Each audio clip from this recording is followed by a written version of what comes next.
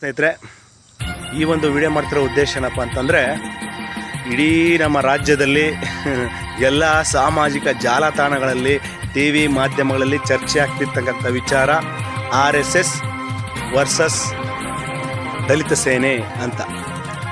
ನಾನು ಮಾತಾಡಬಾರ್ದು ಈ ವಿಚಾರದಲ್ಲಿ ಅಂತ ಸುಮ್ಮನೆ ಇದ್ದೆ.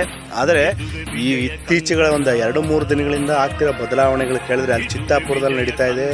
ಚಿತ್ತಾಪುರದಲ್ಲಿ ಪ್ರಿಯಾಂಕ್ ಖರ್ಗೆ ಅವರು RSS ವಿರುದ್ಧ ಏನೋ ತಮ್ಮ ರಾಜಕೀಯ ಬೇಳೆ ಬೇಯಿಸ್ಕೊಳ್ಳೋಕ್ಕೋಸ್ಕರ RSS ವಿರುದ್ಧ ಒಂದು ಏನೋ ಪಿತೂರಿಯನ್ನು ಮಾಡ್ತಾ ಇದ್ದಾರೆ.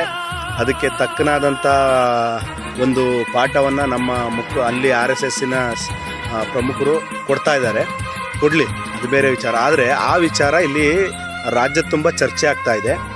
ರಾಜ್ಯ ತುಂಬ ಚರ್ಚೆ ಆಗ್ತಿರುವಾಗ ನಮ್ಮ ಕಾಂಗ್ರೆಸ್ನವ್ರ ಎಲ್ಲ ಒಂದು ಬಳಗ ದಲಿತರು ನಾವು ದಲಿತರು RSS ನಮ್ಮ ವಿರೋಧಿ, RSS ನಮ್ಮ ವಿರೋಧಿ ಅಂತ ಹೇಳ್ತಾ ಇದ್ದಾರೆ. ನಾವು ಕೇಳಿದ್ವಿ ಸ್ವಾಮಿ, ಕೇಳಗಂಟ ಕೇಳಿದ್ವಿ. ಹಾಗೆ ಅದಕ್ಕೆ ಉತ್ತರಗಳನ್ನು ಕೊಡೋವಂಥ ಸಮಯ ಬಂದಿದೆ, ಕೊಡ್ತಾ ಇದ್ದೀವಿ ಕೇಳಿ. ಇಷ್ಟು ವರ್ಷ ದಲಿತರಿಗೆ ಮಾಡಿದ್ದೇನು 11 ವರ್ಷ ಆಯಿತು ನರೇಂದ್ರ ಮೋದಿ ಅವರು ಬಂದು. ಈ ದೇಶವನ್ನು ಒಂದು ಲೆಕ್ಕ ನೀವೇನೇ ಟೀಕೆಗಳನ್ನು ಮಾಡ್ಬೋದು, ಏನೇ ಟಿಪ್ಪಣಿಗಳನ್ನು ಮಾಡ್ಬೋದು, ರಾಜಕೀಯವಾಗಿ ಏನೇ ನೀವು ಮಾತಾಡ್ಬೋದು, ಆದರೆ ಸತ್ಯ ಯಾವತ್ತು ಮುಚ್ಚಿಡೋ ಕಾಲ. ಇವತ್ತು ನಮ್ಮ ದೇಶ ಅಲ್ಲಿ ಸ್ವಲ್ಪ ಮಟ್ಟಿಗೆ ಮುಂದುವರಿತಾ ಇದೆ. ಎಲ್ಲದರಲ್ಲೂ ಸ್ವಲ್ಪ ಅಭಿವೃದ್ಧಿಯನ್ನು ಕಾಣ್ತಾ ಇದೆ. ನಮ್ಮ ಬೇರೆ ಪಕ್ಕದ ರಾಷ್ಟ್ರ ನಮ್ಮ ಮೇಲೆ ಮಾಡಿದಂಥ ಸಂದರ್ಭದಲ್ಲೂ ಅದಕ್ಕೆ ತಕ್ಕನಾದಂಥ ಉತ್ತರ ಕೊಟ್ಟಾಯಿತು. ಬೇರೆ ರಾಷ್ಟ್ರ ಮಟ್ಟದಲ್ಲಿ ನಾವು ಸದೃಢವಾಗಿದ್ದೀವಿ, ಸ್ವಲ್ಪ ಮಟ್ಟಿಗೆ ಸದೃಢವಾಗಿದ್ದೀವಿ.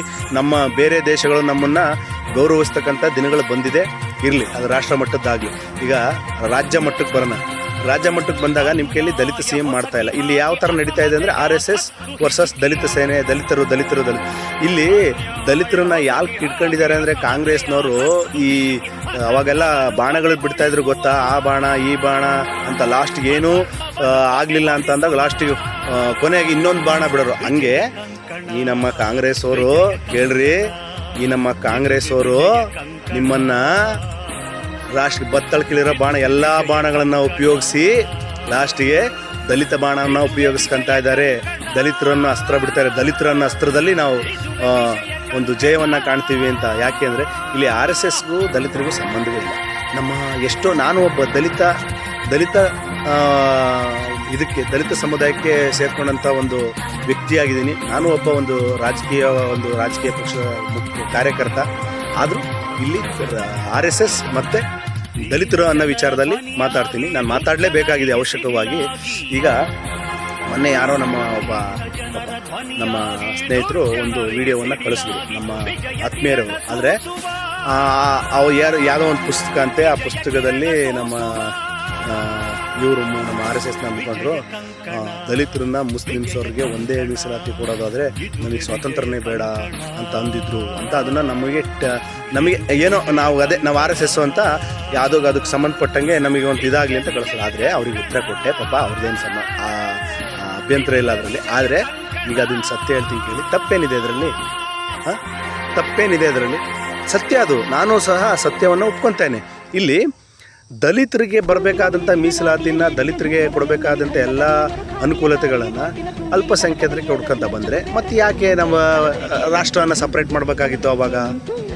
ಆಗ ಪಾಕಿಸ್ತಾನ್, ಭಾರತ ಅಂತ ಯಾಕೆ ಮಾಡಬೇಕಾಯಿತು? ಒಂದು ಸಮುದಾಯ, ಒಂದು ಧರ್ಮಕ್ಕೆ ಆಧಾರಿತವಾಗಿ ಅವ್ರಿಗೆ ನಮಗೆ ದೇಶ ನಾವು ಕೇಳಿಲ್ಲ, ಭಾರತದವ್ರು ಕೇಳಿಲ್ಲ. ಅವ್ರು ಕೇಳಿದ್ರು ನಮಗೊಂದು ಸಪ್ರೇಟ್ ದೇಶ ಬೇಕು ಅಂತ. ಅವರಿಗೆ ಅಂತ ದೇಶ ಕೊಟ್ಟ ಮೇಲೆ ಅವ್ರು ಹೋಗಿ ಅಲ್ಲಿ ಜೀವನ ಮಾಡಬೇಕು, ಅಲ್ಲೋಗಿ ಇದು ಮಾಡಬೇಕು. ಅದೆಲ್ಲ ಗೊತ್ತಿದೆ, ಎಲ್ರಿಗೂ ಸತ್ಯ ಗೊತ್ತಿದೆ. ಇಲ್ಲ ಒಂದು ವ್ಯವಸ್ಥಿತವಾಗಿ ಇಲ್ಲಿ ತೋರ್ತಕ್ಕಂಥ ಪ್ರಯತ್ನ ಬಂತು. ಇಲ್ಲಿ ಅವರು ಕಾನೂನಲ್ಲಿ ಅವಕಾಶ ಇಲ್ಲದೇ ಇದ್ರೂ ಪರವಾಗಿಲ್ಲ, ಇಲ್ಲಿ ಇರ್ತಕ್ಕಂಥ ವ್ಯವಸ್ಥೆ ಆಯಿತು. ಅವರು ಅದೆಲ್ಲ ನಡ್ಕೊಂತ ಬಂತು. ಆದರೆ ಈಗ ಸ್ವಲ್ಪ ರಾಜಕೀಯವಾಗಿ ಅವ್ರು ಸ್ವಲ್ಪ ಮೇಲೆ ಬರ್ತಿರ್ತಕ್ಕಂಥ ಬಂದು ಅನ್ನೋ ಒಂದು ಸಮಯದಲ್ಲಿ ದಲಿತರಿಗೆ ಕೊಡಬೇಕಾದಂಥ ಅನುಕೂಲತೆಗಳನ್ನು ಅವ್ರಿಗೆ ಕೊಡ್ತಾ ಇದ್ದಾರೆ. ಯಾರಿಗೆ ಅನ್ಯಾಯ ಆಗುತ್ತೆ? ಇದೆಲ್ಲ ಬ್ರಾಹ್ಮಣರಿಗೆ ಅನ್ಯಾಯ ಆಗುತ್ತಾ? ಲಿಂಗಾಯತರಿಗೆ ಅನ್ಯಾಯ ಆಗುತ್ತಾ? ಒಕ್ಕಲಿಗರಿಗೆ ಅನ್ಯಾಯ ಆಗುತ್ತಾ? ಅನ್ಯಾಯ ಆಗೋದು ಯಾರಿಗೆ? ಯಾಕೆ ನಿಮಗೆ ಅರ್ಥ ಆಗ್ತಾ ಇಲ್ಲ?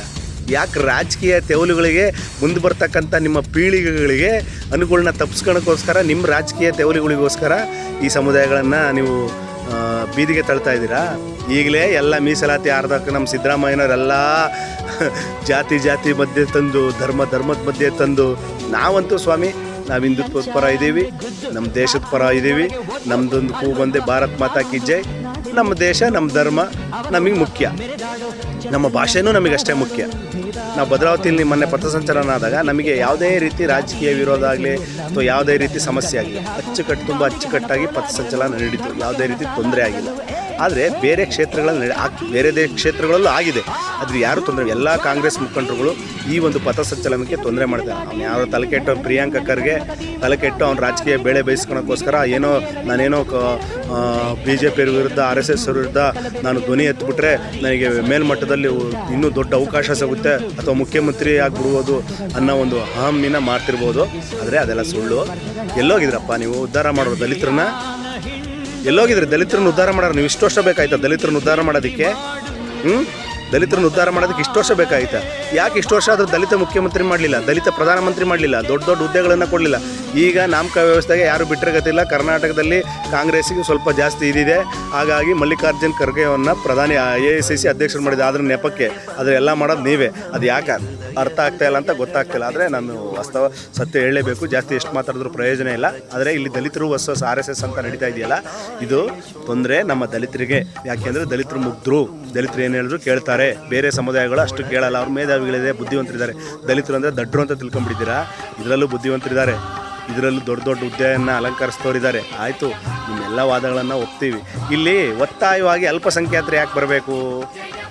ದಲಿತರನ್ನ ಹೆಸರಲ್ಲಿ RSS ವಿರೋಧಿ ಅನ್ನೋ ವಿಚಾರದಲ್ಲಿ ಅಲ್ಪಸಂಖ್ಯಾತರು ಯಾಕೆ ಬರಬೇಕು? ಇದು ಪ್ರಶ್ನೆ ಆಗಿರೋದು ಸ್ನೇಹಿತರೆ. ಇನ್ನೂ ಇದ್ರ ಬಗ್ಗೆ ಮಾತಾಡೋದು ಮುಂದೆ ಇದೆ, ಮುಂದಿನ ವಿಡಿಯೋದಲ್ಲಿ ನಾನು ತಿಳಿಸ್ತೀನಿ. ಈಗ ಸದ್ಯಕ್ಕೆ ಈ ವಿಡಿಯೋನ ಮುಗಿಸ್ತಾ ಇದ್ದೀನಿ. ನಮಸ್ಕಾರ.